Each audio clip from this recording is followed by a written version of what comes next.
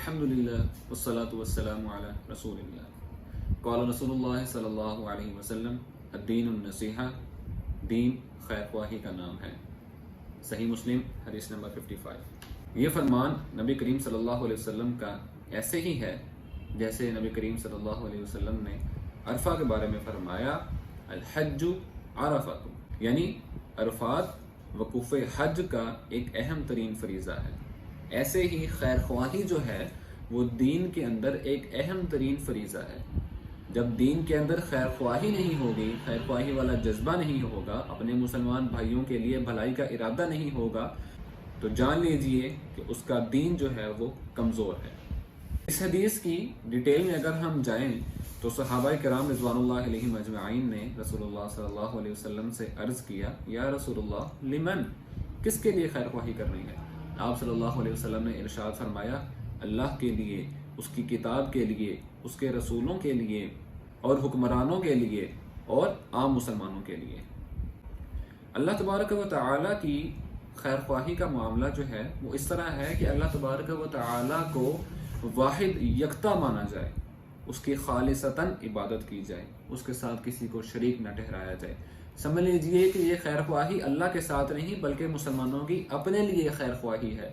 کیونکہ جو انسان اللہ کو ایک نہیں مانتا، اس کے ساتھ شریک ٹھہراتا ہے، سمجھ لیجئے کہ وہ انسان اپنی جان کے لیے خیر خواہ نہیں ہے، کیونکہ اسے یہ معلوم ہونا چاہیے کہ اگر وہ اللہ کے ساتھ شرک کرے گا، اللہ کے ساتھ کسی کو شریک ٹھہرائے گا، تو وہ جہنم میں ہمیشہ ہمیشہ کے لیے پھینک دیا جائے گا۔ اور اس کی کتاب کے ساتھ خیر خواہی کا معاملہ اس طرح ہے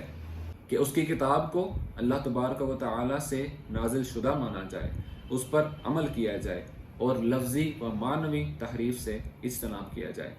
اس کے رسول کے ساتھ خیر خواہی کا مطلب یہ ہے کہ اللہ کے رسول صلی اللہ علیہ وسلم کی اتباع کی جائے، ان کی فرمانبرداری کی جائے،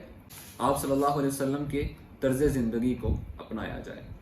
اور حکمران کی خیر خواہی کا مطلب یہ ہے کہ امر بالمعروف اور نہی عن المنکر کے ذریعے اس کی اصلاح کی جائے، اس کی بغاوت کرنے سے حتی الامکان اپنے آپ کو روکا جائے،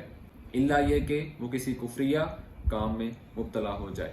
اور عام مسلمانوں سے خیر خواہی کا مطلب یہ ہے کہ امر بالمعروف اور نہی عن المنکر کے ذریعے ان کی اصلاح کی جائے اور ان کو ایسے مشورے دیے جائیں کہ جن کے ذریعے ان کی بھلائی ہو۔ اللہ تبارک و تعالیٰ نے ارشاد فرمایا،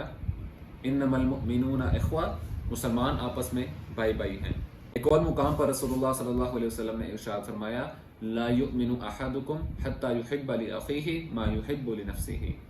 وہ شخص مسلمان ہی نہیں ہو سکتا کہ جب تک وہ اپنے مسلمان بھائی کے لیے وہ چیز پسند نہ کرے جو وہ اپنے لیے پسند کرتا ہے۔ اگر ہم اس دین کی خیر خواہی کے معاملے کو سمجھ جائیں اور اس پر عمل پیرا ہو جائیں تو جان لیجئے کہ ہمارے معاشرے کے اندر یہ جتنے بھی خرابیاں ہیں، جتنی خرافات ہیں اور ہم ایک دوسرے کو دھوکہ فریب دینے میں سب سے آگے ہوتے ہیں، یہ تمام معاملات ختم ہو جائیں۔ آپ صلی اللہ علیہ وسلم نے ارشاد فرمایا کہ مسلمان تو وہ ہوتا ہے کہ جس کے ہاتھ سے اور زبان سے کسی کو نقصان نہ پہنچے، لیکن آج کل ہمارے معاشرے میں ہر بندہ دوسرے کے پیچھے ہے، ہر بندہ دوسرے کی پیٹھ پر چھرا کھونپنے کے لیے تیار بیٹھا ہوا ہے۔ اللہ تعالیٰ سے دعا ہے کہ اللہ تعالیٰ ہمیں